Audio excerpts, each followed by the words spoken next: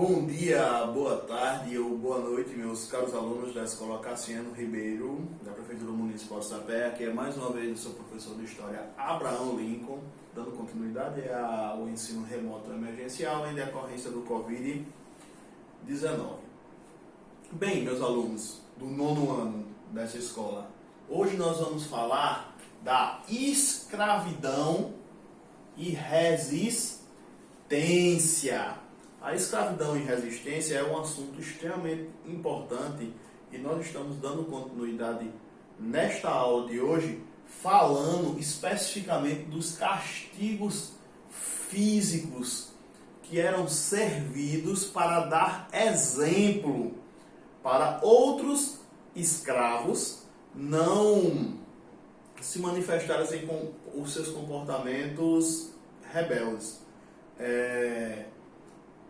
As principais formas de violência e castigos físicos praticadas no período colonial eram chicotadas, era ficar sem comer e sem beber e em alguns casos até a morte, para fazer outros escravos não se arvorarem em não seguir as regulamentações, as normas impostas pelo senhor colonial daquela época. Contudo, houve inúmeras formas de resistência da população escravizada naquela época. Algumas formas eram sem violência e outras formas eram com violência. Vamos analisar um pouco uma e outra. No primeiro caso, uma das formas de manifestação de resistência sem violência era o suicídio. O suicídio era uma das formas mais fortes que acontecia da manifestação da resistência sem violência dos afrodescendentes daquela época. Geralmente isso já era fruto de uma depressão, fruto de ser separado dos seus familiares, da sua esposa, do seu marido, dos seus filhos, dos seus pais, que era o que acontecia com a chegada desses escravizados dentro de navios negreiros, onde eram separados na própria praia onde eles chegavam. E isso causava uma forte sensação de objetificação, uma forte sensação de depressão, que em alguns casos, quando não levava a uma resistência, levava a uma submissão, e quando não acontecia uma coisa nem outra, em alguns casos, o escravo preferia se suicidar, preferia acabar com a própria vida, do que viver naquele inferno na terra, que era a vida em escravidão aqui no Brasil.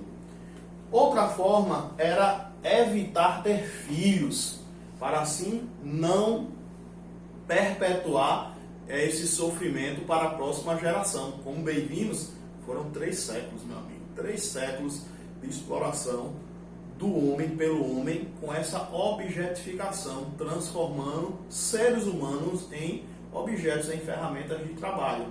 E 3 séculos são 300 anos. São muitos anos, é muito tempo. E, de fato, é preciso haver uma retratação, uma reparação histórica, como é o que já está acontecendo, ou pouco ou muito, com as políticas que estão dando vagas nas universidades, que estão deixando vagas em concurso público para a população afrodescendente. Isso é uma forma de retratação, ou bem, ou mal, ou questionável, ou não questionável, mas é o que já está acontecendo hoje em dia. Mas voltando para o assunto, formas de violência para manifestar a resistência. Havia sim formas violentas. O escravo, quando queria se rebelar, ele roubava os pertences dos seus algozes, dos seus senhores. Em alguns casos, ele matavam os capitães do mato, matavam entes das famílias. Em alguns casos mais raros, matavam até o seu senhor de engenho. E, claro que ou depois eles tinham que fugir, ou eles já foram mortos. Mas isso não deixa de ser uma forma de violência para resistir. Mas houve um meio que foi o mais abundante, foi o mais praticado e era o mais comum de exercitar a sua resistência, que eram as fugas. Havia um número imenso de escravos fugitivos. E esses escravos, eles iam para onde, meus amigos? Eles iam para um lugar específico, buscavam um lugar, geralmente escondido dentro da zona rural, no meio da mata de difícil acesso, com alguns até com alguma forma de segurança, que eram os famigerados quilombos. Atentai, prestem atenção ao que é a definição de um quilombo.